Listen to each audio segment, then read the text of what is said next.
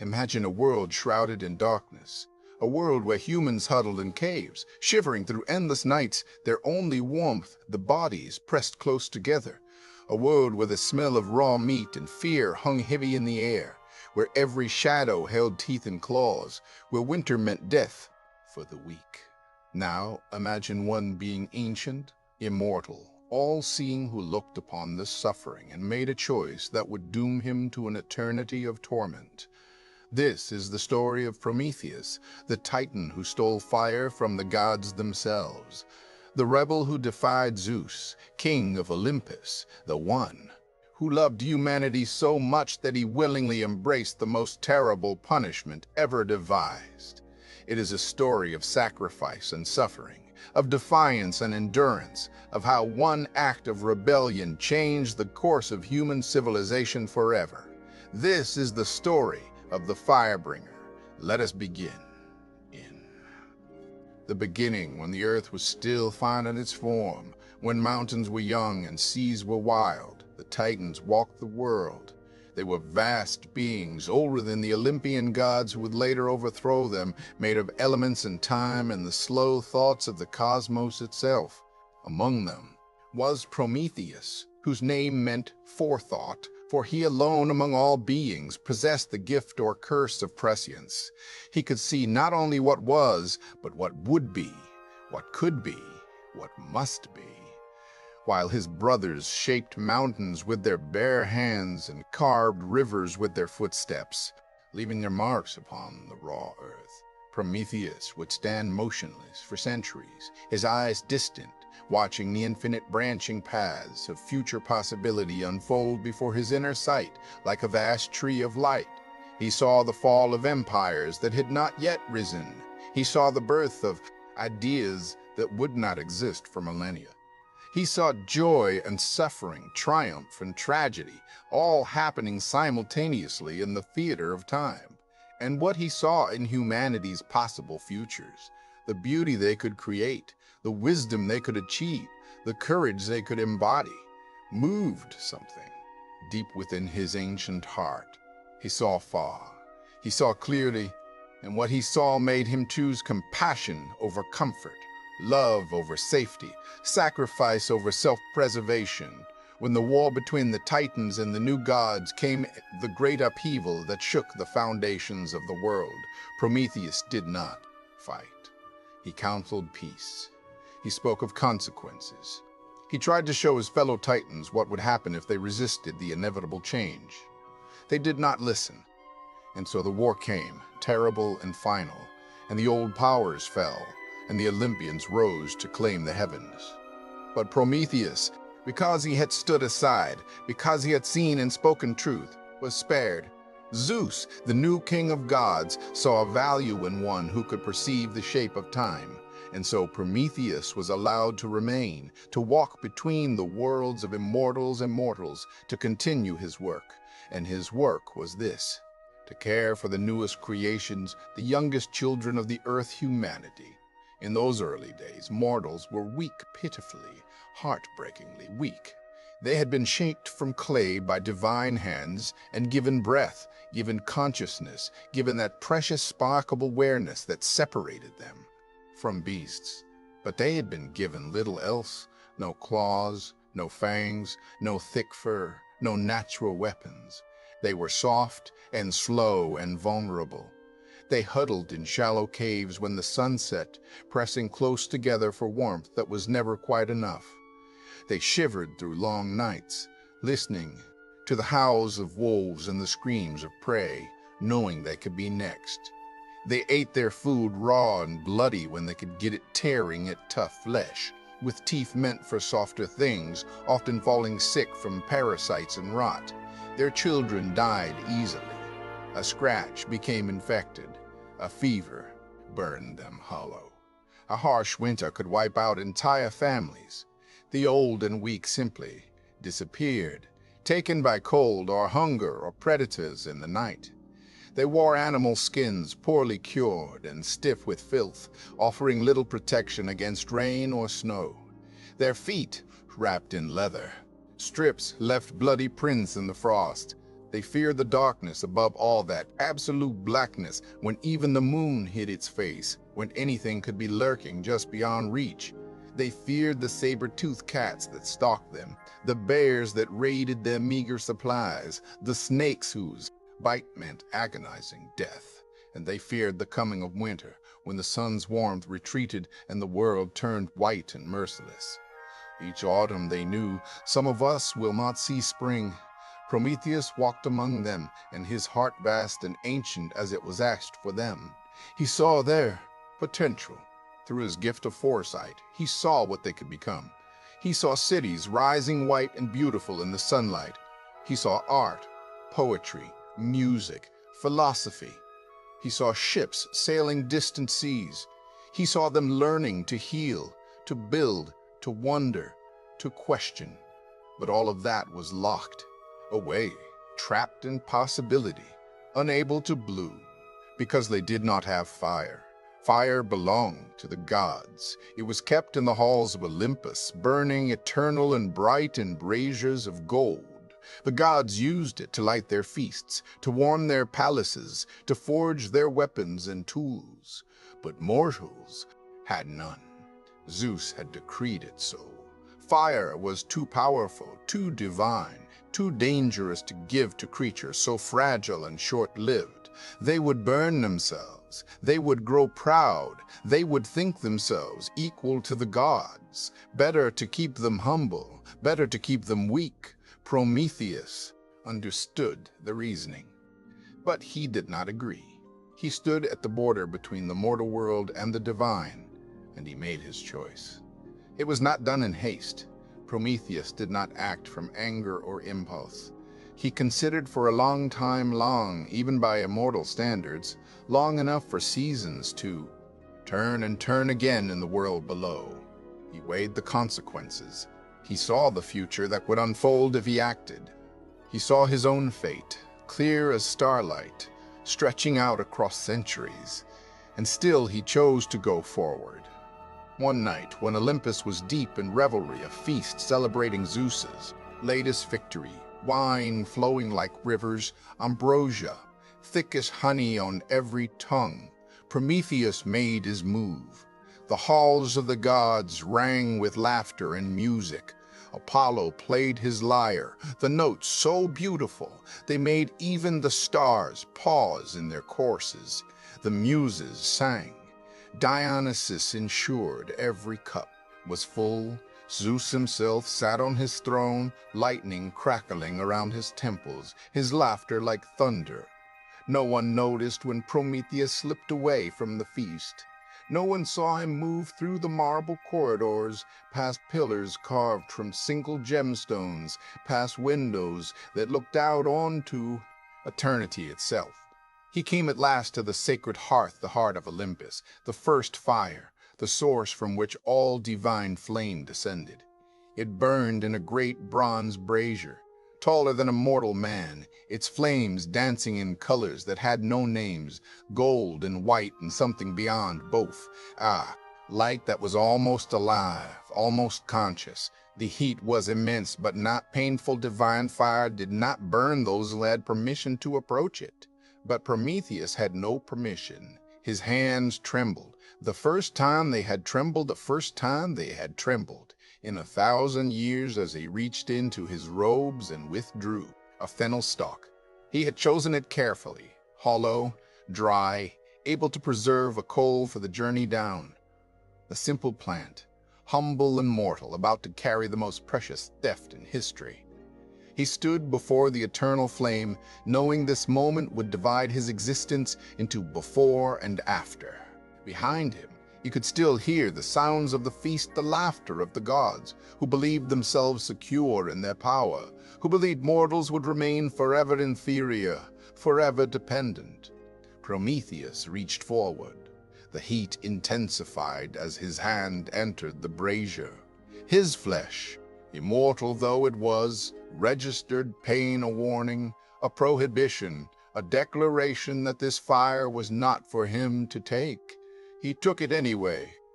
A single coal, glowing white-hot, no larger than his thumb. He placed it carefully into the hollow fennel stalk, sealed it, wrapped it in cloth, pressed it against his chest where his heart would be if hearts were organs and not metaphors. He felt it burning there, through all the layers, searing him from within. Every cell of his being screamed that this was wrong, forbidden, that he should return it immediately and beg forgiveness. Instead, he turned and walked away. No alarm sounded, no lightning fell. The eternal flame burned on, seemingly undisturbed, as though it had not noticed the theft.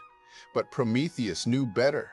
The gods would notice, Zeus would notice, and when they did, there would be a reckoning unlike any the cosmos had ever witnessed. He descended from Olympus, each step taking him farther from safety and closer to doom, the stolen fire burning against his chest like a second heart, hot and fierce and utterly worth it. The journey took time. He moved slowly, carefully, protecting his precious cargo. He felt the warmth of the ember against his chest, felt its potential, its power, its promise. The descent from Olympus to the mortal world took 3 days and 3 nights days, measured in mortal time, for Prometheus moved slowly now, carefully protecting his precious burden. When he reached the mortal realm, he found a tribe huddled in a shallow cave at the base of a mountain. It was deep winter. Snow fell in sheets. The wind howled like a living thing, hungry and cruel. There were perhaps 30 of men, women, children. They pressed together for warmth that wasn't enough. Several were coughing, that wet, terrible sound that meant sickness had taken root in their lungs. An old woman rocked back and forth, keening softly for someone who had died, her voice raw with grief. They didn't see Prometheus at first. He stood at the mouth of their cave, a figure carved from shadow and starlight, watching them with eyes that had witnessed the birth of galaxies. Then a child noticed him, a girl, perhaps 6 or 7 winters old, with hollow cheeks and eyes too large for her face. She stared at him with that peculiar fearlessness of children who have already seen too much death. "Are you a god?" she whispered. "No," Prometheus said gently, kneeling so he was at her eye level. "I am a friend, and I have brought you a gift." The others turned now, adults reaching for crude weapons rocks, sharpened sticks ready to defend their young against another predator. "Peace," Prometheus said, raising his empty hands. "I mean you no harm. I come to give, not to take." He moved slowly, deliberately, into the center of their cave. From his robes he withdrew the fennel stalk, still warm from the coal within. The mortals watched, confused, suspicious, desperate. Prometheus opened the stalk. The ember inside glowed like a small sun, casting orange-red light across their faces. They gasped a collective sound of wonder and fear. He placed the coal gently on a bed of dry grass and kindling he had prepared, then knelt before it. For a moment, everything was still. Then Prometheus breathed on the ember soft and steady, a divine breath that had once shaped clouds and moved storms.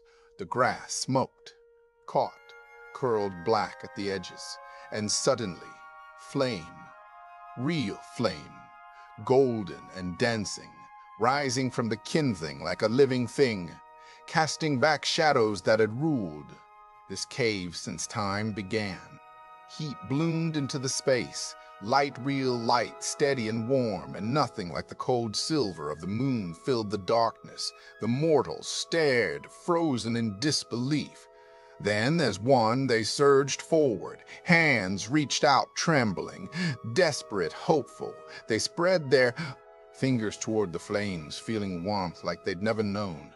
Warmth that came not from another body, but from this miraculous thing, this impossible gift. A woman began to weep.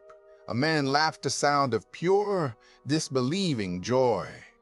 The children pressed as close as they dared, their faces glowing in the firelight, their eyes wide with wonder. What is it?" the tribe's elder asked, his voice shaking. "Fire," Prometheus said softly. "It is called fire, and it is yours now. yours to keep, yours to use, yours to mass on. Let me show you how. And he did. Through the long winter night, Prometheus taught them how to feed the fire with wood and keep it alive, how to use it without being burned, how to bank the coals under ash to preserve them through the day, how to start new fires from old, how to cook meat, transforming it from something tough and dangerous into something tender and safe. By dawn, the cave was warm. For the first time in their lives, these mortals were not cold. The sick ones had stopped shivering. The children slept peacefully, their bellies full of cooked food. The elder sat by the fire, tears streaming down his weathered face, whispering prayers to whatever power had sent them this miracle. Prometheus watched them, and something in his ancient heart settled into place. This was right. Whatever came next, whatever punishment Zeus devised, this moment made it worthwhile.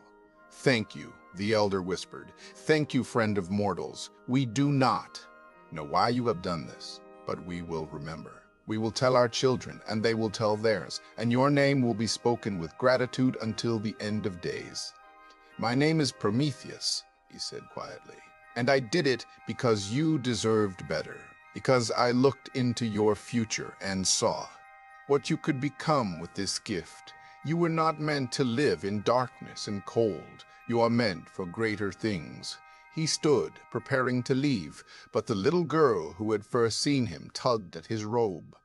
"Will you come back?" she asked. "Perhaps," he said, though he knew the truth. "But even if I cannot, the fire will remain. Guard it well."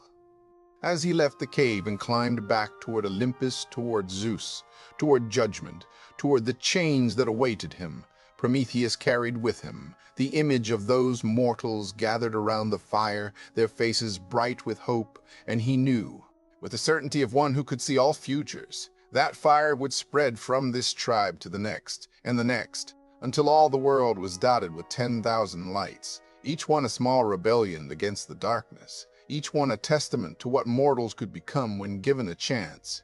It was enough. And Prometheus taught them. He taught them how to feed the fire, how to keep it alive, how to use it without being consumed by it. He taught them to cook their food, to warm their dwellings, to fire clay into pottery, to forge metal into tools. He gave them the foundation of civilization. He gave them hope.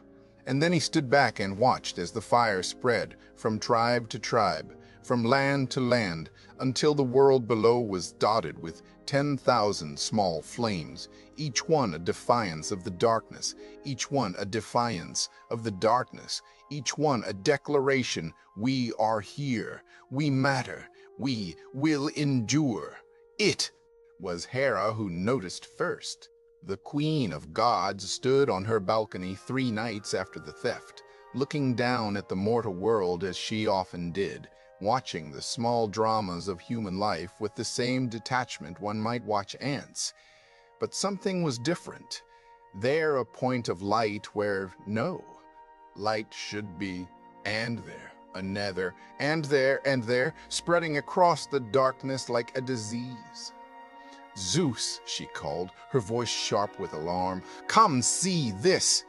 The king of gods emerged from his chambers, lightning still crackling in his beard from whatever work he'd been about. He looked where she pointed. For a long moment he was silent.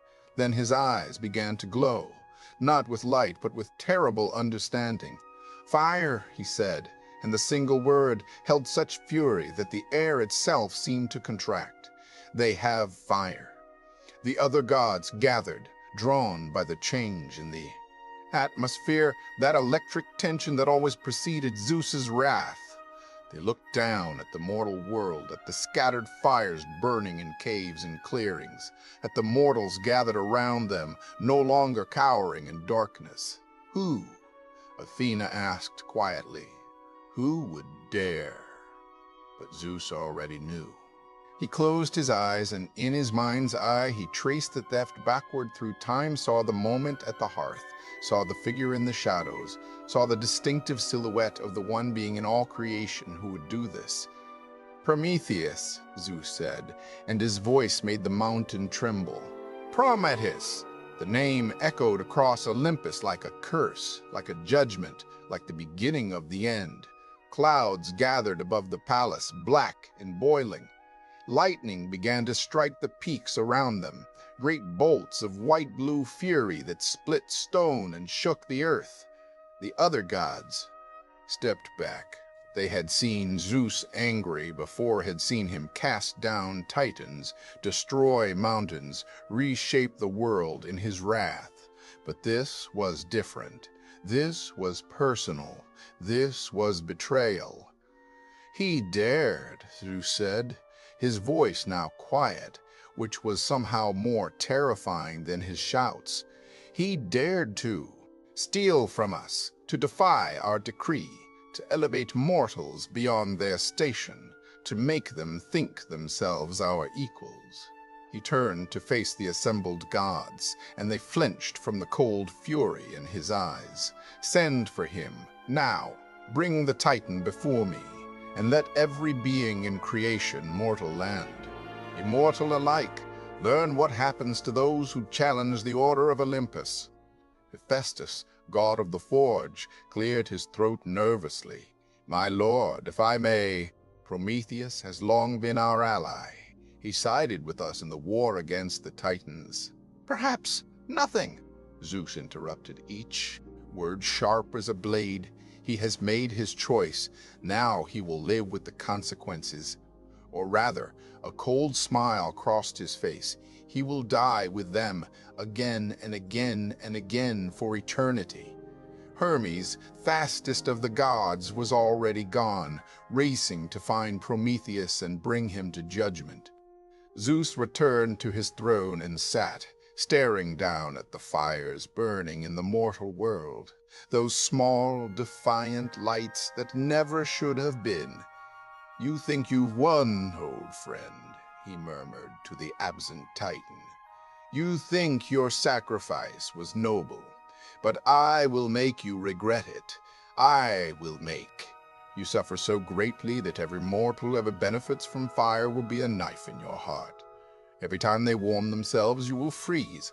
Every time they cook their food, you will starve. Every time they light their way in darkness, you will starve. Every time they light their way in darkness, you will know only pain." He clenched his fist, and lightning danced between his fingers. "And still they will forget you. In time, they will forget who gave them this gift, and you will have suffered for nothing. This I promise you." But in this, Zeus was wrong. Mortals would remember. They would remember for thousands of years, telling the story again and again of the one who loved them enough to sacrifice everything. But that knowledge was cold comfort for what came next. Zeus's anger was cold and calculated. He did not rage. He did not shout. He simply sat upon his throne and considered the appropriate response. Prometheus had defied him, had stolen from the gods, had elevated mortals beyond their intended station. This could not stand, but the punishment must be proportional, must be meaningful, must serve as a lesson to any who might think to follow Prometheus's example. Zeus thought for a long time, and then he smiled, though there was no warmth in it. He knew exactly what to do. Prometheus was not surprised when the summons came. He had known this moment would arrive from the instant he touched the eternal flame.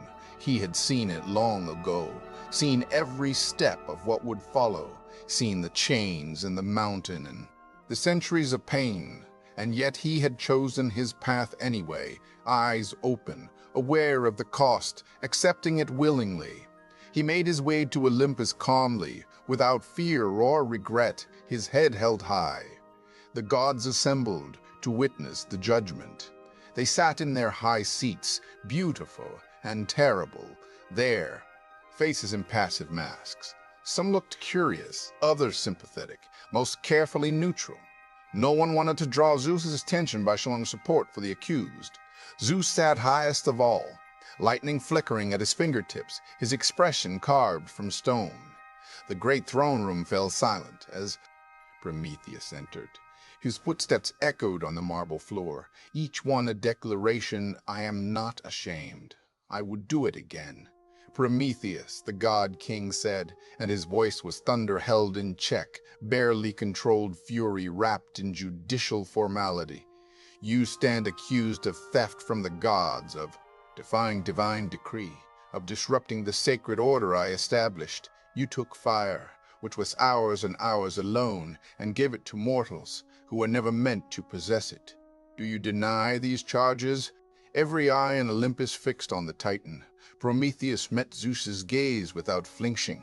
"I do not deny it," he said quietly, his voice steady as bedrock. "I saw that they suffered needlessly. I saw that they had potential trapped within them, unable to unfold without the tools to shape their destiny. I gave them the means to become what they were always meant to be. And given the same choice, again, I would make it again, every time, without hesitation." A murmur ran through the assembled gods, shock, admiration, horror at his audacity. Zeus's knuckles whitened on his throne. "You speak of what mortals were meant to be, as if you have the authority to determine that," Zeus said, his voice dropping to something more dangerous than shouting. "I created the order of things. I decide what each creature receives, what they may become. Not you, not any Titan, me. Then your order was unjust," Prometheus said simply. Gasps echoed through the hall. No one spoke to Zeus this way. No. One challenged him so directly, not since the war with the Titans. Zeus rose slowly from his throne, lightning crackling around him like a living corona. "Unjust," he repeated, tasting the word like poison. "You dare to judge me, to question my wisdom, I, who overthrew my father and reshaped creation itself? Wisdom is not measured in power," Prometheus replied, "and justice is not whatever the strongest decide it is. If it were, you would be no better than Kronos, the tyrant you overthrew." For a moment, absolute silence reigned in Olympus. Even the wind seemed to hold its breath. Then Zeus smiled, and it was not a pleasant expression.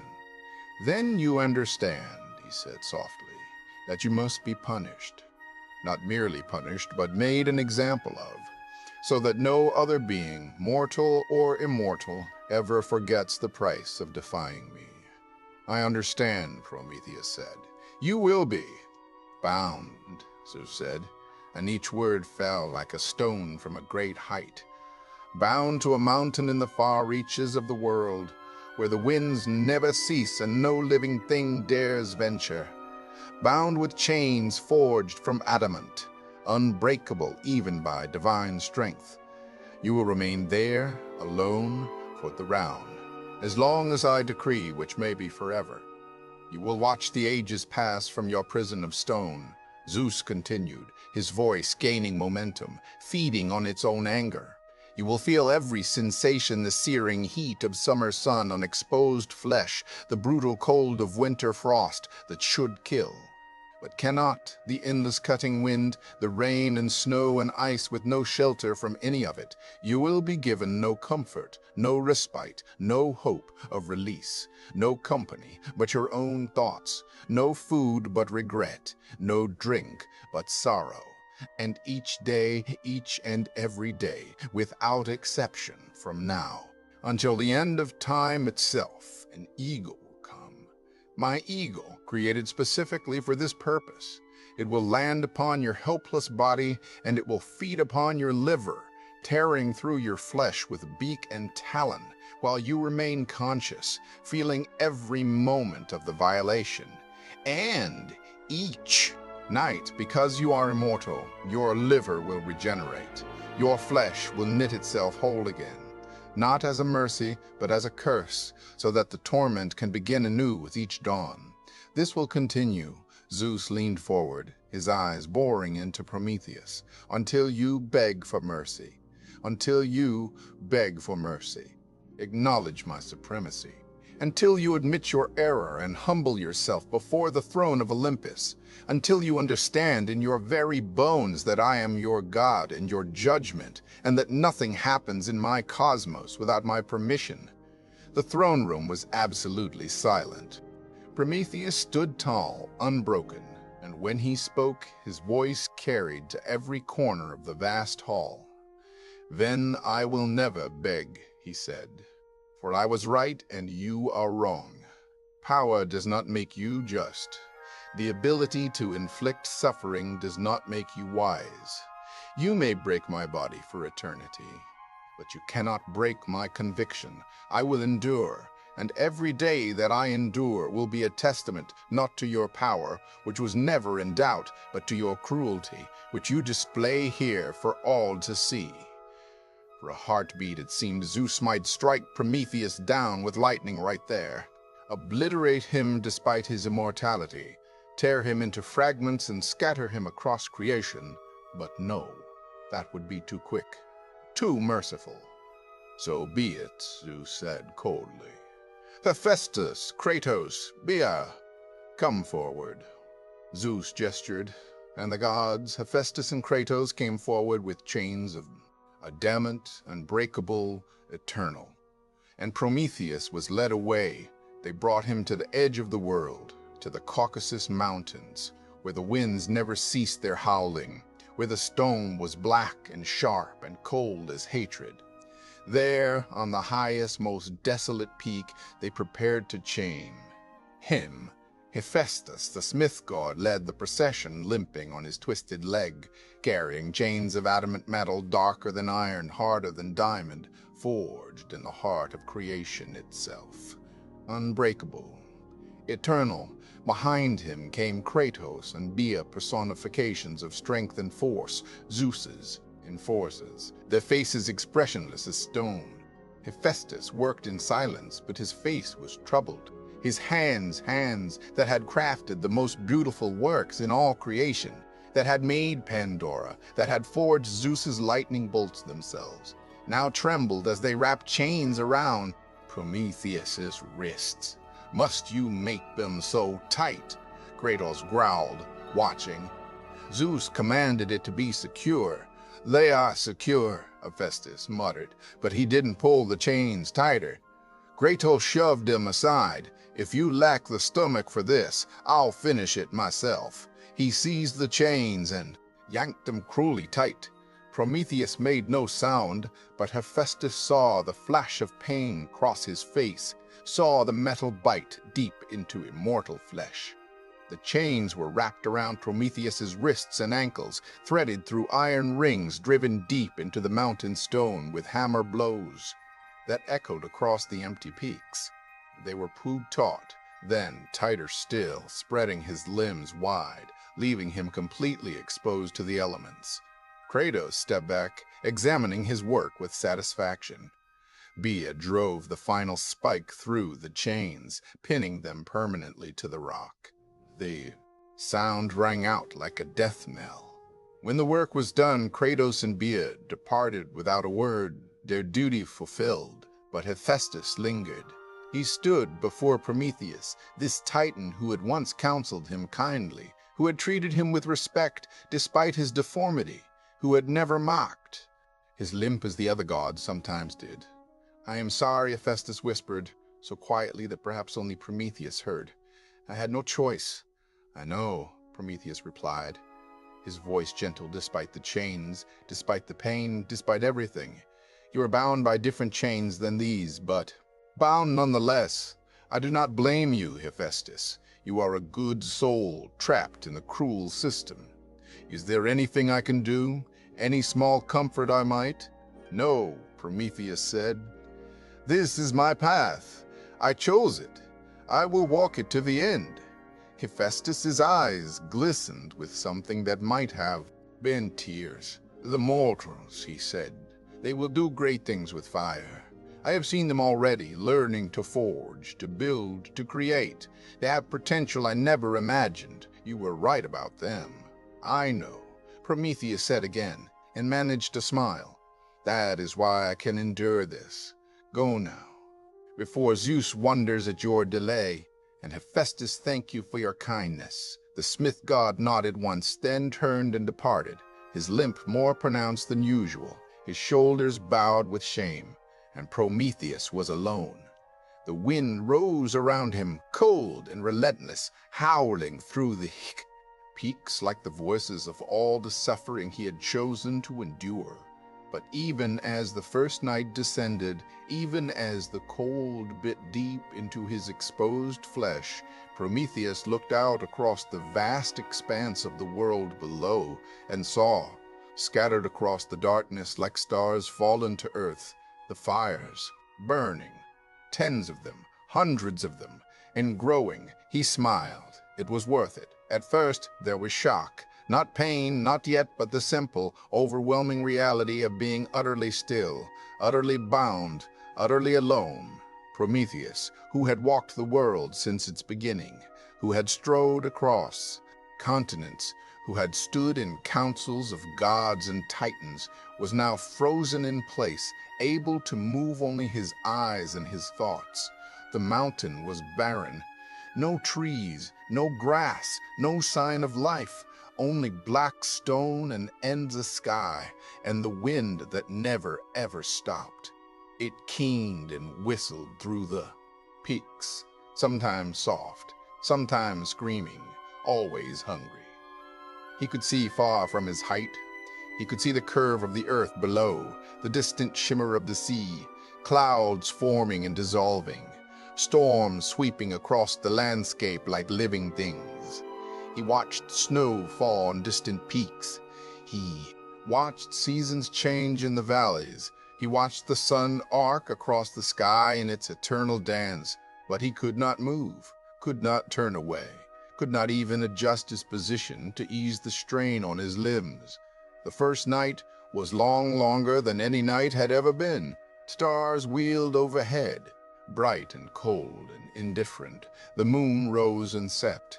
His body grew numb with cold, then screaming with it, every nerve firing with the urgent message. Seek shelter, find warmth, move, move, move, move. But he couldn't move.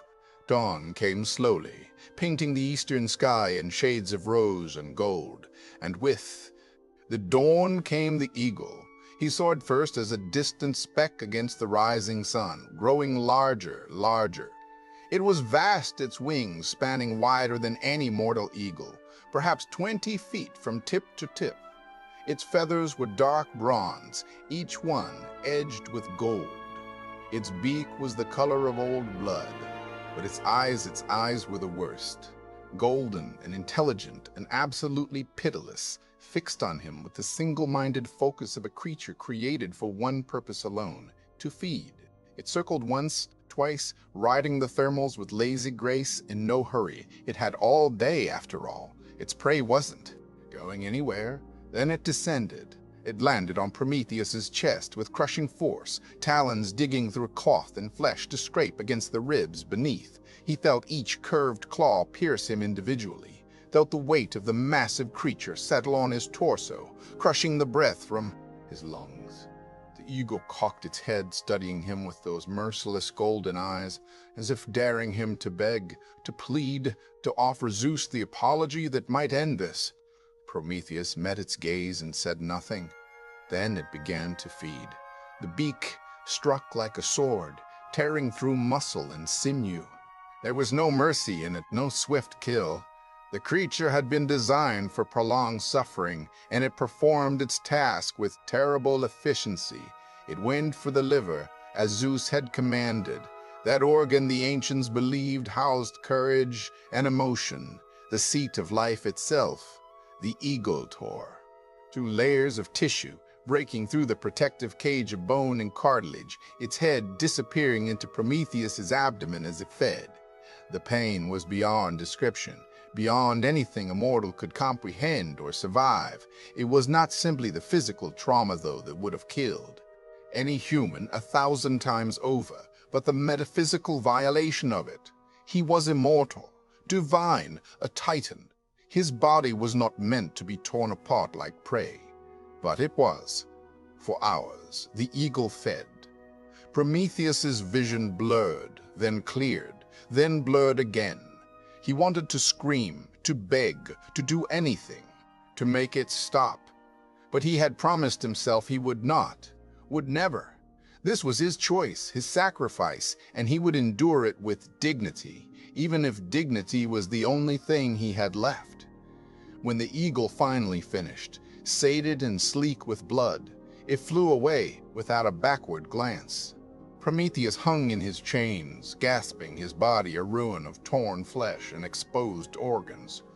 The wind, merciless as ever, howled through his wounds, carrying away the heat, making him shiver despite the impossibility of freezing to death. He looked down at himself. The damage was catastrophic. No mortal would survive it for even a moment. But he was not mortal. As the sun climbed higher in the sky, as the day wore on toward afternoon and then evening, he felt a strange, terrible sensation of healing. His flesh began to knit itself back together, slowly, agonizingly. Nerves regenerated, multiplying the pain rather than easing it. Muscle reformed, organs regrew. By nightfall, he was whole again, perfectly, completely whole, as if the eagle had never come, which meant that tomorrow it could happen all over again. And it would. That was the true genius of Zeus's punishment. Not the pain itself, though, that was unimaginable, but the certainty, the knowledge that this was not a moment to be endured and then left behind. This was forever, every day the same violation, every night the same cruel regeneration. No end, no escape, no hope, just this, forever. Days became weeks, weeks became months, months became years, and years became decades, then centuries. Time for mortals is sharp and quick, a brief flash between birth and death. But for immortals, time is different. It is slow, patient, almost liquid. It pools and eddies. It stretches out so long that moments blur together and distinctions fade. Prometheus learned to exist within this different kind of time. He learned to let his consciousness expand, to spread out across the hours and days like water across stone. He learned to be present and yet not wholly present, to retreat into the deep places of his mind where the pain could not fully reach. He watched the world below change. He saw seasons cycle endlessly, spring's green softness, summer's fierce heat, autumn's gold decay, winter's white silence. He saw these seasons repeat 100 times, 1,000 times, until they became a kind of rhythm, a heartbeat of the earth. He saw the mortals he had helped begin to flourish. From his high perch, he could see their fires multiplying, could see their settlements growing, could see the first true cities rising, crude and small but full of life. He saw them learning to farm, to build, to trade, to create. They had taken the gift he gave them and made it into something beautiful. And watching this, Prometheus felt something close to peace. Yes, he suffered. Yes, the eagle came each day, and the chains never loosened, and the loneliness was vast as the sky. But he had not acted in vain. The mortals thrived. They grew. They became more than they had been. His sacrifice had meaning, and meaning, he discovered, could sustain even an immortal through ages of torment. As the centuries passed, Prometheus learned to travel inward. His body was bound to the mountain, but his mind was not. His consciousness could range freely, could explore the vast interior spaces of memory and imagination. He remembered the beginning of things. He remembered the first sunrise he ever witnessed, when light broke across a newly formed world and everything was potential. Everything was possible. He remembered his parents, the ancient Titans, Iapetus and Clymene, beings of such age and power that even the Olympians honored them in memory. He remembered his brothers Atlas, who held the sky upon his shoulders, Epimetheus, afterthought, who acted before thinking and suffered for it, Meneuetius, proud and violent, struck down by Zeus's lightning. He remembered the war, the terrible days when heaven and earth shook with the clash of old powers and new. He remembered the first time he saw mortals, small and fragile, and so very, very brief. He had thought them pitiful at first, but as he watched them, as he saw the way they loved and struggled and persisted despite their fragility, he had come to respect them, then to admire them, and finally to care for them in a way he had not cared for anything before. They were so small, and yet they contained such courage. They knew they would die, and yet they built anyway, created anyway, loved anyway. They were, in their own way, more brave than any immortal. And for them, he had chosen this fate. He did not regret it. Sometimes, over the long ages, others would come to the mountain. Not often. The place was remote, difficult to reach, and most gods preferred to forget that Prometheus existed, chained there in his eternal punishment. But a few remembered. Hermes came once, swift-footed messenger of the gods, and stood before Prometheus with an expression that might have been pity. "Zeus offers you a bargain," Hermes said. "Reveal the prophecy you have seen, the one about his downfall, and he will lessen your punishment." Prometheus smiled faintly. "I have seen many prophecies, and I will reveal them when the time is right, not before. Tell Zeus that knowledge given freely is a gift, but knowledge taken by force is meaningless. He will understand when he needs to." Hermes shook his head and departed. Oceanus, the old titan of the sea, Prometheus's uncle, came another time. He arrived riding a great winged creature, and his ancient face was sad. "Nephew," he said gently, "why do you persist in this?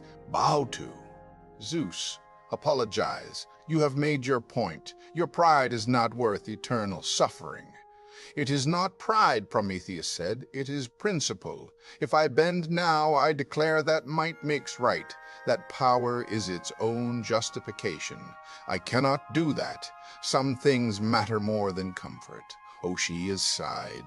"You were always the stubborn one. I hope your principles keep you warm." He left, and Prometheus was alone again. The mortal girl Io came once, fleeing across the world in the form of a cow, tormented by Hera's jealousy and a stinging fly that gave her no rest. She paused at the mountain's base, looking up at Prometheus with wide, frightened eyes. He spoke to her, his voice carrying down on the wind. He told her that her suffering would end, that she would find peace in a distant land, that her descendants would be great. She took comfort from his words and continued her journey. And Prometheus took comfort, too, from the knowledge that his voice could still offer hope to those who suffered. There came a time, and it was not a day or a year or even a century, but a vast stretch of existence, when Prometheus entered the long middle of his punishment.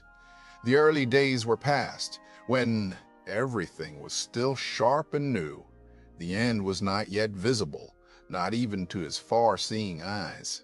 There was only the middle, the endless middle, the plateau of endurance that seemed to have no beginning and no end. This was, in some ways, the hardest part. In the beginning, there had been the novelty of adjustment, the challenge of learning to survive this existence. Later, there would be the anticipation of change, the knowledge that all things eventually end. But in the middle, there was only continuation. Day after day after day. The eagle came. The wound healed. The sun rose and set. The seasons cycled. The stars wheeled overhead in their ancient patterns. Nothing changed, and yet everything changed. Slowly, so slowly that it was almost imperceptible. The mountain itself was changing, worn by wind and ice, its sharp edges softening over millennia, the chains that bound Prometheus were wearing too, not enough to break. They would never break, but enough to show the passage of time in microscopic scratches and the faintest thinning of metal. And Prometheus himself was changing, not in body. His flesh was immortal, unchanging, eternally regenerating, but in spirit, in consciousness in the deep places where self resides. He was becoming something other than what he had been. He was becoming patience itself. He was becoming endurance made manifest. He was becoming a kind of living monument to the possibility of persisting through impossible circumstances. In the depths of the long middle, Prometheus discovered something unexpected. Freedom. Not physical freedom, of course. His body remained bound, chained to unforgiving stone, subject to the daily torment that Zeus had decreed. But another kind of freedom, deeper and more profound. The freedom that comes when there is nothing left to do but exist. For so long, Prometheus had been defined by action. He was the forethinker, the planner, the one who shaped events, who moved pieces into place, who worked to bring about particular futures. But now, chained and still, he could not act, could not shape, could not do. He could only be, and in that being, stripped of all doing, he found a strange and unexpected peace. He had no responsibilities here. No one depended on him. No decisions had to be made.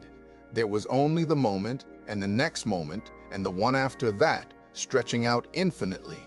He learned to rest in this, to let time flow over and through him like water over stone, to stop measuring the days, stop counting the years, to simply exist, aware and present, but not striving, not fighting, not even hoping for change, just being.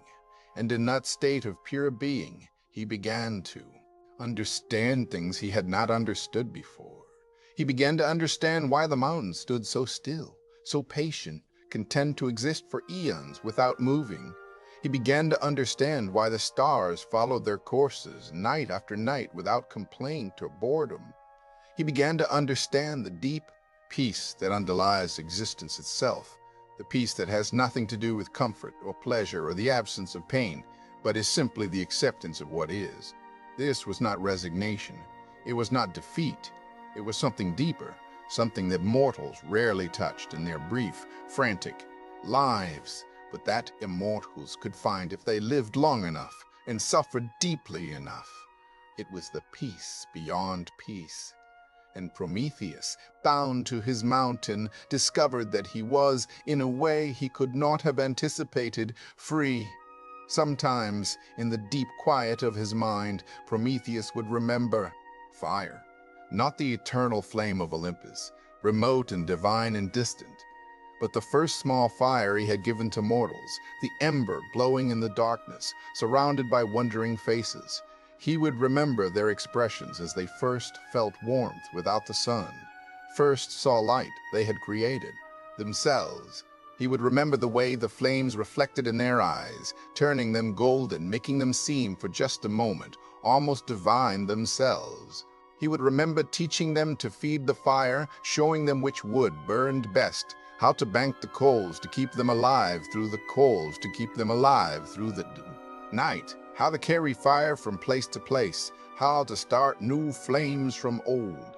He would remember the way fire had spread across the mortal world, passing from hand to hand, from tribe to tribe, each flame kindled from another, all of them descending ultimately from that first small ember he had.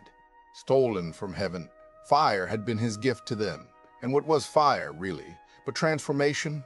The power to change one thing into another, wood into heat and light, clay into pottery, ore into metal, raw into cooked, cold into warm, darkness into illumination. Fire was alchemy. Fire was magic. Fire was the bridge between what was and what could be, and mortals had taken that gift and created worlds with it. From his mountain, over the long ages, Prometheus had watched those worlds grow. He had seen the first forges where metal was shaped into tools and weapons.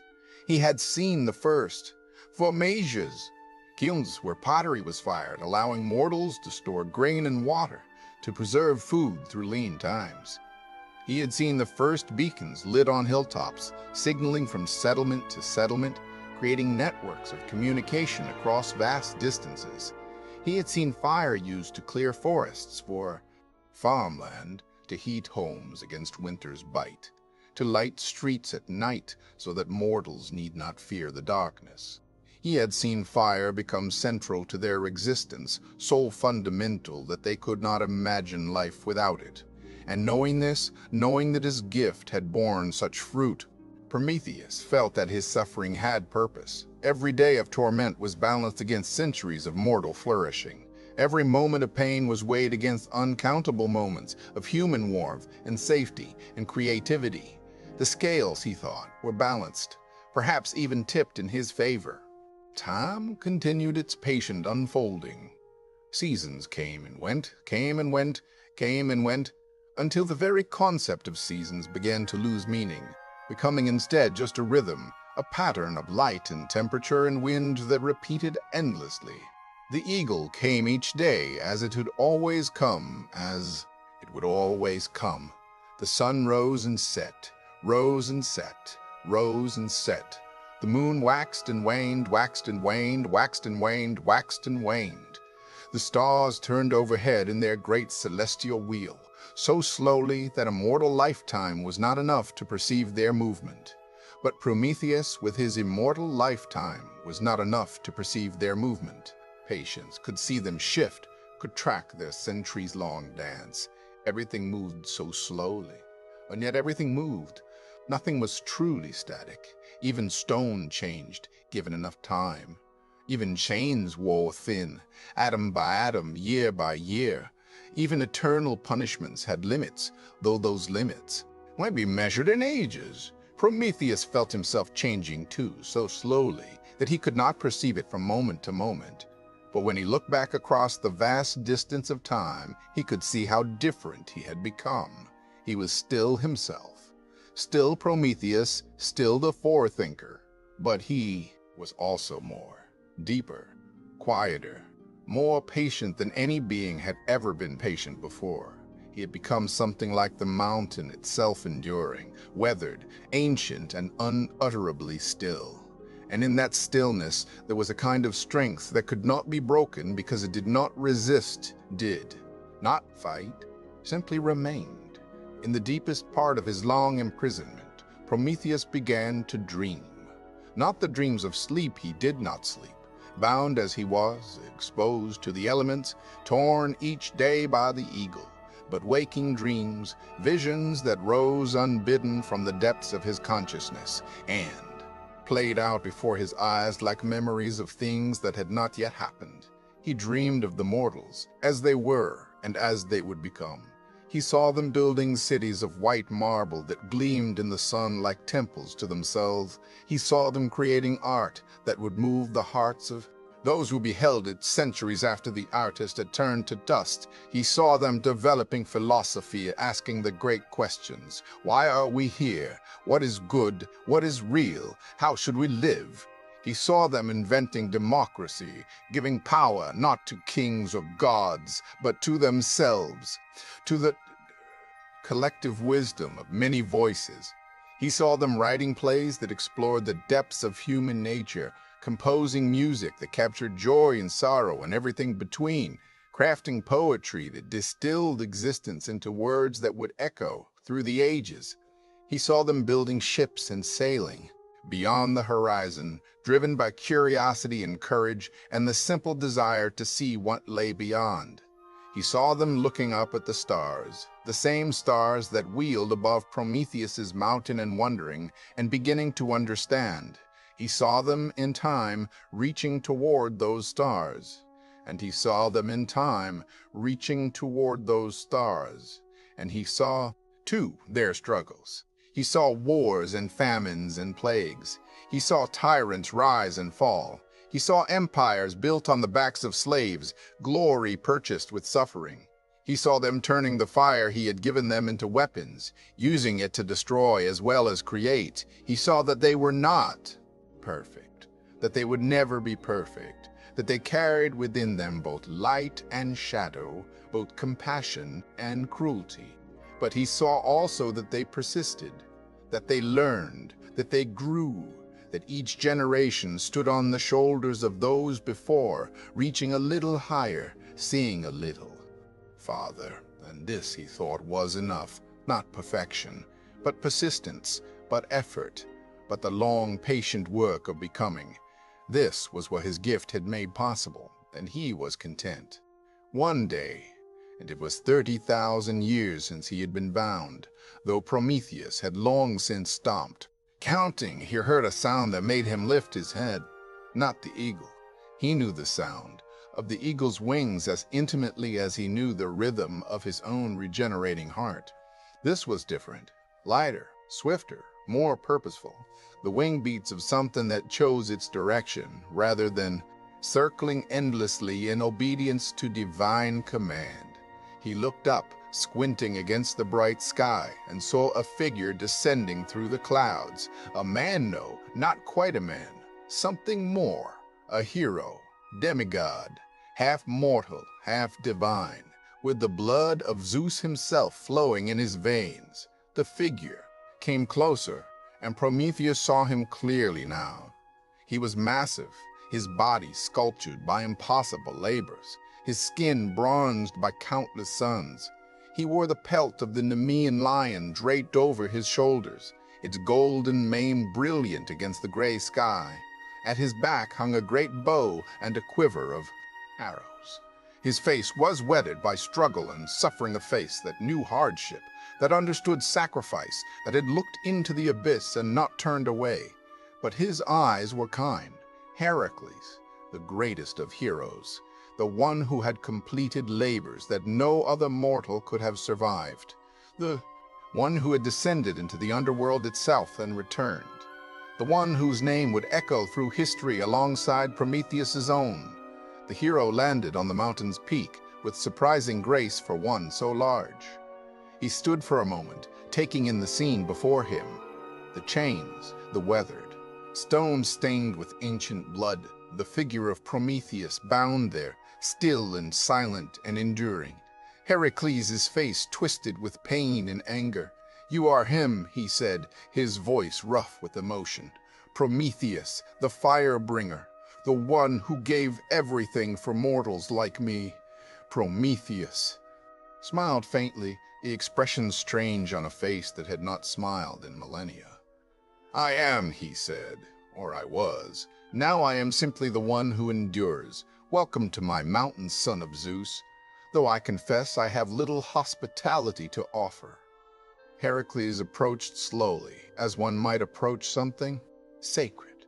Up close, he could see the full extent of what Prometheus had suffered. The scars that layered upon scars, the chains worn smooth by endless time, the hollow look in eyes that had witnessed ages pass. "I have heard your story," Heracles said. "All my life I have heard it, every time I sat by a fire, every time I watched a blacksmith work, every time I saw the lights of the city against the darkness.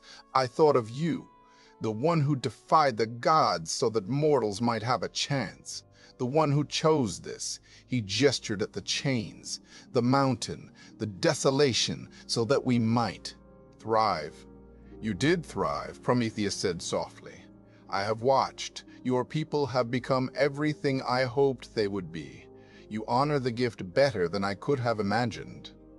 "Then you know," Heracles said, "that we owe you a debt that can never be repaid. But I can at least try." Prometheus shook his head. "There is nothing you can do. The chains are forged from adamant, unbreakable even by divine strength. The eagle is sent by Zeus himself, renewed each day by his will. My fate was sealed the moment I took the fire. This is the price, and I have accepted it." "Fates change," Heracles said, and his voice carried a steel that made even the wind seem to pause. "I have learned this in my labors. Nothing is permanent. Everything can be challenged, even the decrees of Zeus himself." He drew his bow in one smooth motion, an archer's movement perfected through impossible trials. "The eagle comes at dawn," Prometheus said, alarmed now. "If you kill it, Zeus will—" "Zeus sent me here," Heracles interrupted, his eyes never leaving the sky. "He did not say it aloud, of course. The king of gods is too proud for that. But he allowed me to take this path to hear your story to to this mountain. He knows what I intend, and he has not struck me down. That, old friend, is as close to permission as we are likely to get. As if summoned by the words, the eagle appeared a distant speck against the rising sun, growing larger, larger, its bronze feathers catching the light. It had come early, drawn perhaps by the presence of another. Heracles nocked an arrow, not an ordinary arrow, but one tipped with the poison of the Hydra, one that could kill even immortal creatures. For Prometheus, he said quietly, for humanity, for everyone who has ever sat by a fire and felt grateful. He drew the bow, his massive muscles tensing, the strings singing with tension. The eagle dove, shrieking its outrage at the intruder, talons extended. Heracles released. The arrow flew true, a perfect shot, the culmination of a lifetime of impossible feats. It struck the eagle in the center of its chest, piercing through bronze feathers and divine flesh, straight through the heart that Zeus had created. The eagle's shriek cut off mid-cry. It fell, tumbling from the sky like a stone, and crashed into the rocks far below. The sound echoed across the peaks and valleys, a death knell for an age of suffering. Silence descended on the mountain. Then Heracles turned to the chains. "These are adamant," Prometheus said, his voice shaking from hope or fear, he could not tell. "They cannot be broken. Hephaestus himself forged them to be eternal. Hephaestus himself forged them to be eternal. Hephaestus forged them to hold." "A titan," Heracles said, examining the chains with a blacksmith's eye. "But I am the son of Zeus. I have held the sky itself upon my shoulders. I have strangled the Nemean lion, whose hide could not be pierced by any weapon. I have cleaned the Augean stables, moved rivers, captured death himself." He gripped the first chain in both hands. "And I will break these chains." His muscles bulged. The veins stood out on his arms. His face twisted with effort. He pulled, and the chain groaned a sound it had never made before. A sound of protest, of strain, a sound of yielding. The first link cracked, then shattered. Prometheus gasped, actually gasped, a sound he hadn't made in 10,000 years. Heracles moved to the next chain, then the next, breaking each one with a crack like thunder. The sound rang out across the mountains, declaring to the world that what had been bound was now being freed. When the last chain fell away, Prometheus tried to move, and couldn't. His body, though immortal, had been frozen in the same position for 30 millennia. His muscles had atrophied beyond mortal understanding. His joints had locked. His very bones had grown accustomed to the posture of suffering. He tried to stand, and his legs buckled. Heracles caught him, easily supporting the Titan's weight, and for a moment they stood there, the ancient being who had given everything for mortals, and the mortal hero who had given everything to free him. "Why?" Prometheus asked, and his voice broke on the word. "Why did you do this? The risk. Zeus could." "Because it was right," Heracles said simply. "Because you suffered for us. Because every time I warm myself by a fire, I think of you frozen on this mountain. Because you chose pain so that we could have hope. And because," his voice softened, "because I understand what it means to suffer for others.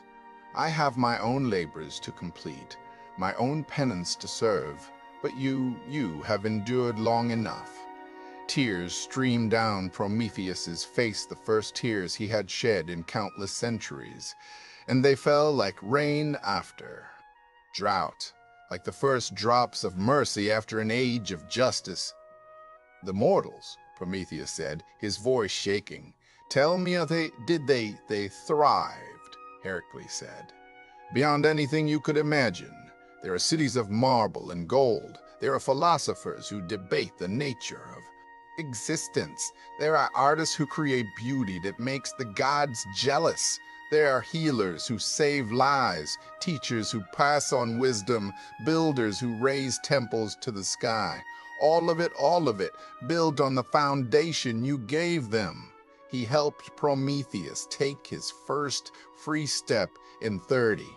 1,000 years. Come, he said, let me help you down from this mountain. Let me show you what your sacrifice created. The world is waiting, Prometheus, the world you saved. Together, the Titan and the hero stood on the edge of the peak, looking out across the vast expanse of the world below.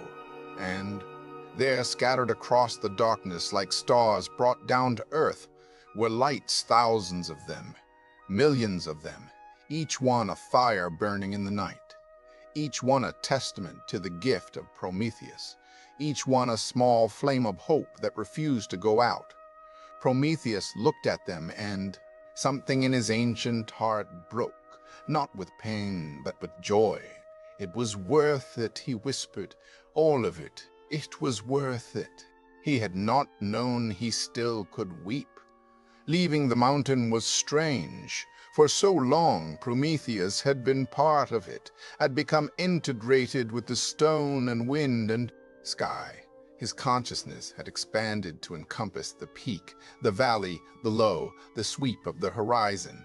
Now, descending, he felt himself contracting, becoming smaller, more contained, more individual. It was not unpleasant, just different. A return to boundaries. He and Heracles made their way down the mountain slowly. Prometheus's legs, though strong again, needed to remember how to navigate slopes and stones. His body, though immortal, needed to relearn the mechanics of movement after so long in stillness. The hero was patient, offering support when needed, remaining silent when silence seemed better than words. At the mountain's base, they parted ways. "Where will you go?" Heracles asked. Prometheus looked toward the horizon, where the sun was beginning to set, painting the sky in shades of amber and rose. "I do not know," he said honestly. "The world has changed while I was bound. I would need to learn it anew. But I will walk among the mortals again. I will see what they have made with the gift I gave them. And perhaps I will find a place where I can rest." Heracles nodded. "You have earned rest more than any being I know. Go in peace, Prometheus. And thank you for everything you sacrificed."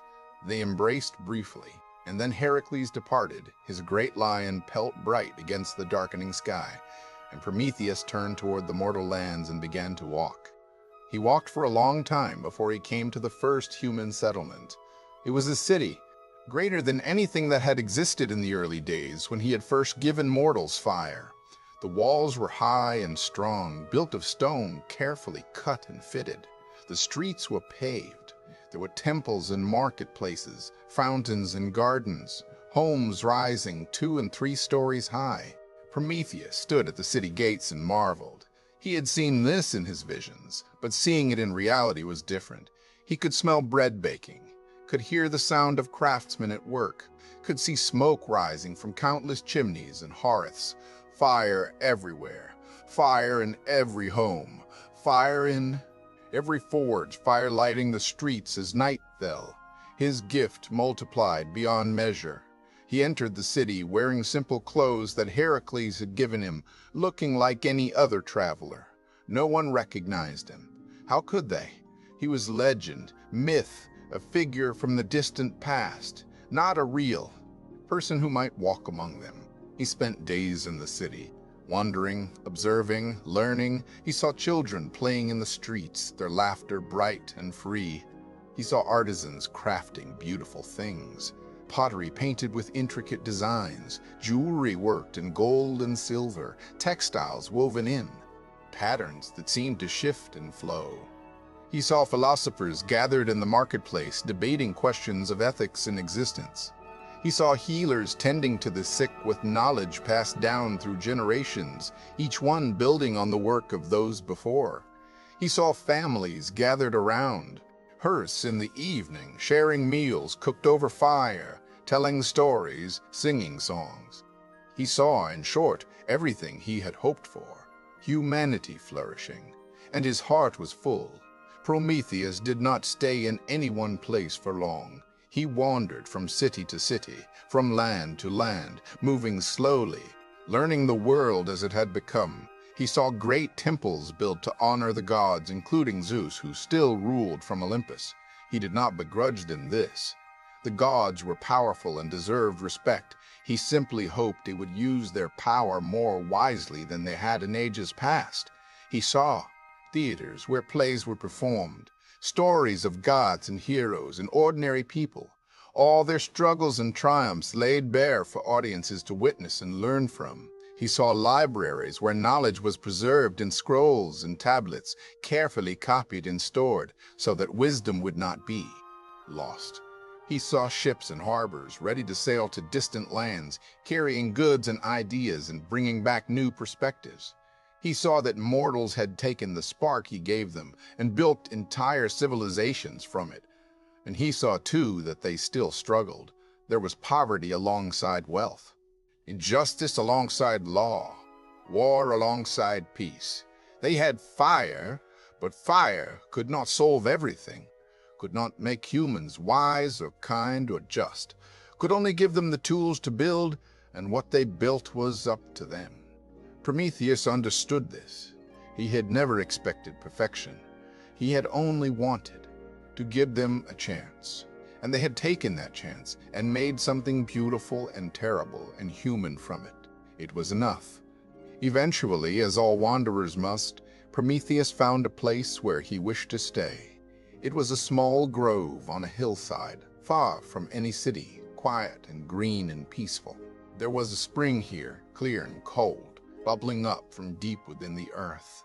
There were olive trees, ancient and gnarled, their leaves silvery green in the sunlight. There were wildflowers in the spring and the sound of bird song, and at night the stars shone bright and clear overhead. Prometheus built himself a small dwelling here, using his hands to shape stone and wood. It was simple, just 4 walls and a roof, a hearth in the center, a place to sleep. He did not need much. He had learned in his long imprisonment that needs are smaller than one thinks. He tended a small imprisonment, that needs are smaller than one thinks.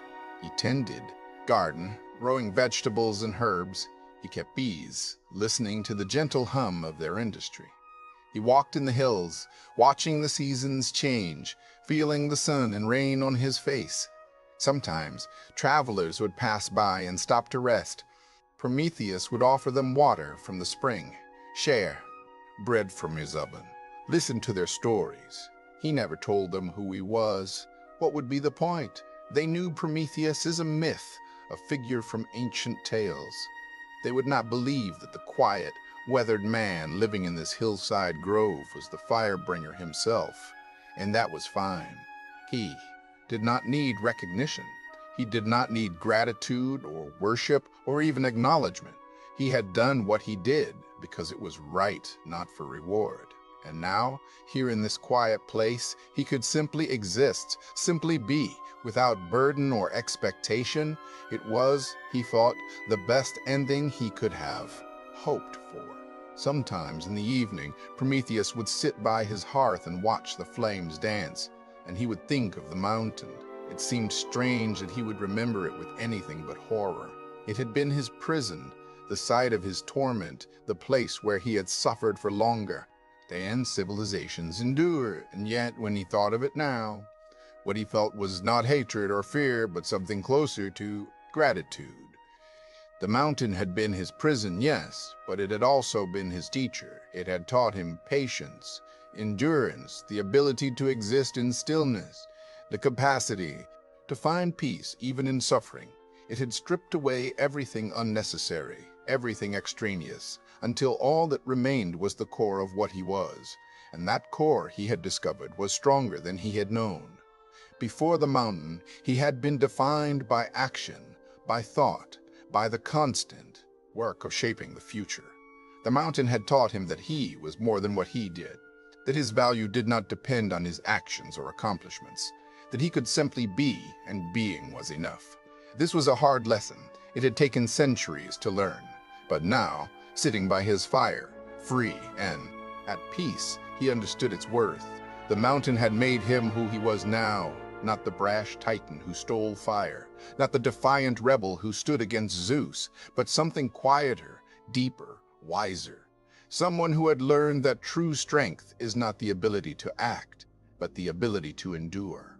And true freedom is not the absence of chains, but the peace that exists regardless of chains.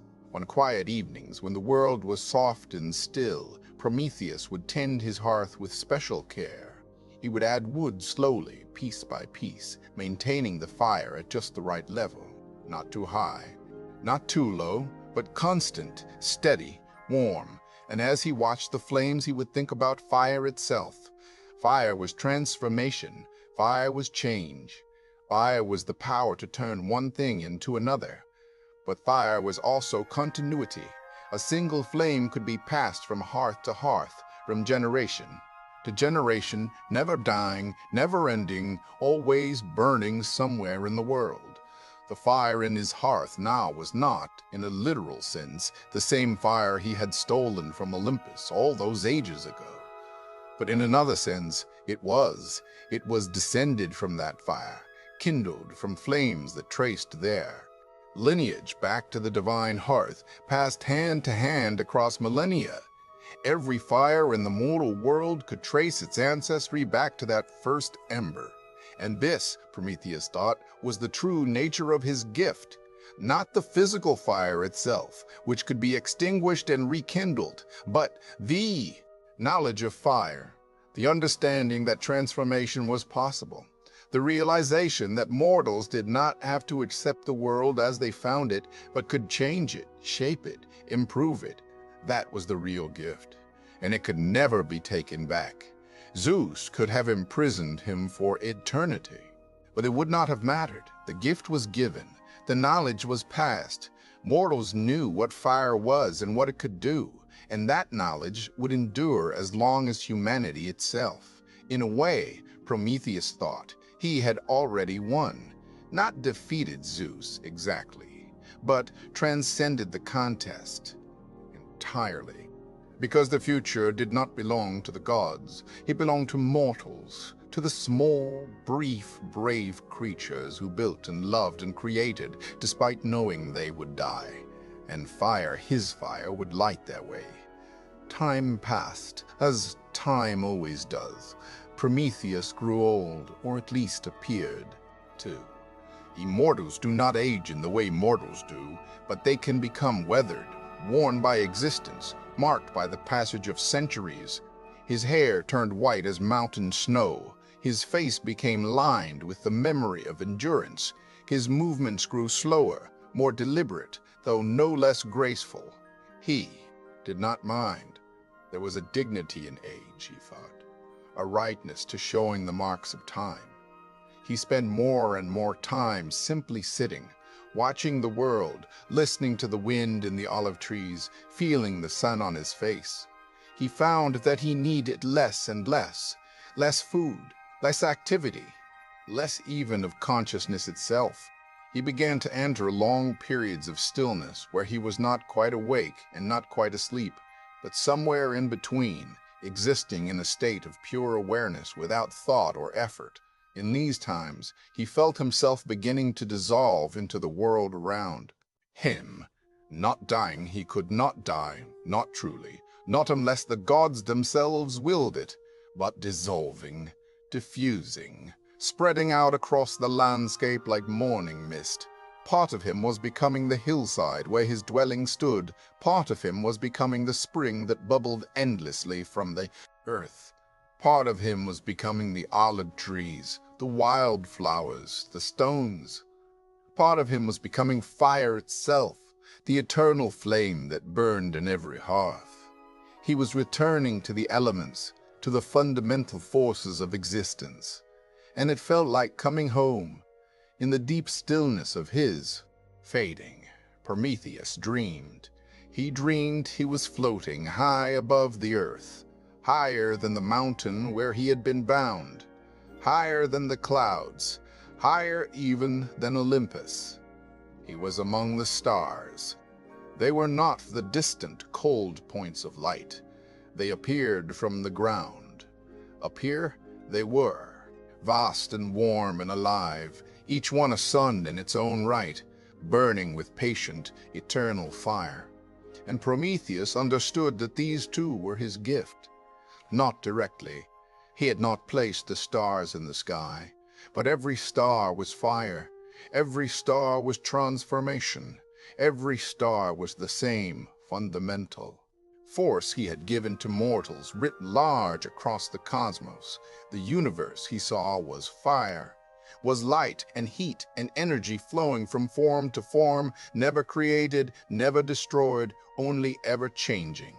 And mortals, with their small hearth fires and forge fires and cooking fires, were participating in the same process that made the stars burn. They were, in their small way, cosmic, divine. Not because the gods had made them so, but because they had taken the gift they were given and used it to connect themselves to the fundamental workings of the universe. This, Prometheus thought, was the true victory. Not survival, not civilization, not even knowledge, but connection, participation, the realization that even the smallest, briefest spark was part of the eternal flame that burned at the heart of all existence. And in this realization, Prometheus felt complete peace. Now the story grows very quiet. Now the words come slower. Now there is more silence between the sentences, more space between the thoughts. Prometheus sits by his hearth. The fire burns low. Outside, the sun is setting, painting the sky in soft colors, rose and amber and violet and gray. The olive trees rustle gently in the evening breeze. A bird sings its last song before darkness falls. The spring bubbles, constant and soothing, its sound like a heartbeat. Everything is peaceful. Everything is peaceful. Everything is still. Prometheus closes his eyes. He breathes slowly, deeply, feeling the air enter and leave his body in a rhythm as old as existence itself. In, out, in, out. Nothing more is needed. Nothing more needs to be done. Everything that needed to happen has happened. Every story that needed to be told has been told. And now there is only this, only the moment, only the gentle fading of light, only the coming of night, only rest. And so we come to the end of our story. But is it truly an end? Fire, once given, cannot be taken back. Knowledge, once shared, cannot be unlearned. Hope, once kindled, cannot be fully extinguished. Prometheus gave humanity a gift, but Ton informed everything. Not just fire itself, though fire was essential, but something deeper. He gave them the knowledge that they could change their circumstances, that they were not bound to accept suffering and darkness simply because that was how things had always been. He gave them the understanding that transformation was possible. And in doing so, he set in motion a chain of events that would lead to everything humans would become. Builders and dreamers, artists and philosophers, scientists and explorers. Every advancement, every discovery, every dysmorphism in human civilization traces its lineage back to that first stolen ember. But the story is not just about what Prometheus gave humanity. It is about what he taught them through his sacrifice. He taught them that some things are worth suffering for. That dignity comes not from comfort, but from standing firm in one's convictions, even when it costs everything. That true strength is measured not by the ability to dominate, but by the capacity to endure. He taught them that power used cruelly diminishes those who wield it, while sacrifice made freely ennobles both the giver and the receiver. He taught them that change is possible, even when it seems that the powerful have made the world permanent in their image. These lessons echoed through history.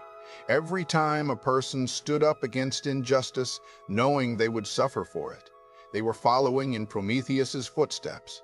Every time someone sacrificed their comfort for the good of others, they were honoring his gift.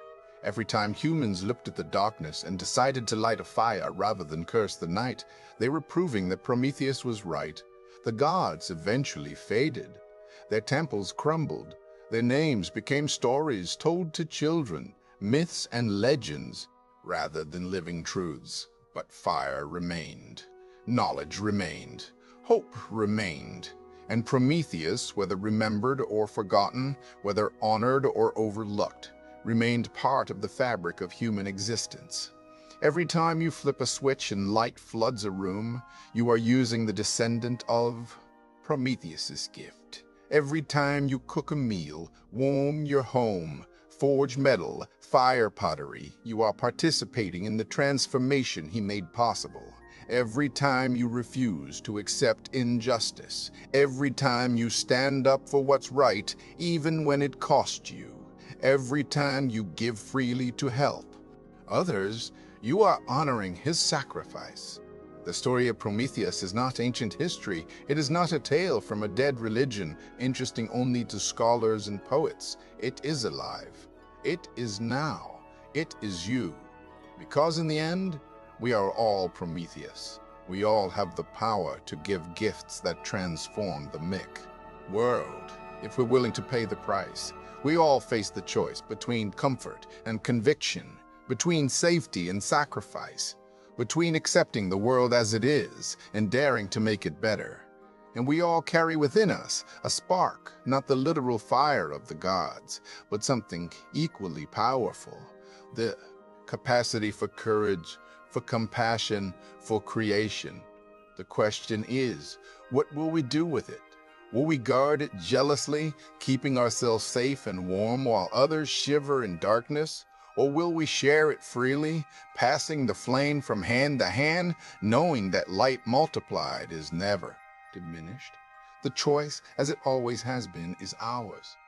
Prometheus made his choice 30,000 years ago, and the world has never been the same. What choice will you make? What fire will you kindle? What light will you bring to the darkness? The story of Prometheus teaches us that one person, willing to sacrifice, willing to endure, willing to stand firm in their convictions, can change the course of history, can give humanity a gift that lasts forever, can prove that love is stronger than power, that hope is more enduring than chains, that the light of a single flame can illuminate eternity. This is the legacy of the fire bringer. This is the gift that cannot be taken back. This is the story that never ends, because every time someone lights a fire, literal or metaphorical, the story begins again. And so, as the last ember glows soft in the darkness, as the story settles into stillness, as the ancient words fade into silence, remember this: the fire is yours now. Guard it well, share it freely, and never forget the one who suffered so that you might have it. The Titan who loved humanity enough to give everything, the rebel who defied the gods, the fire bringer, Prometheus.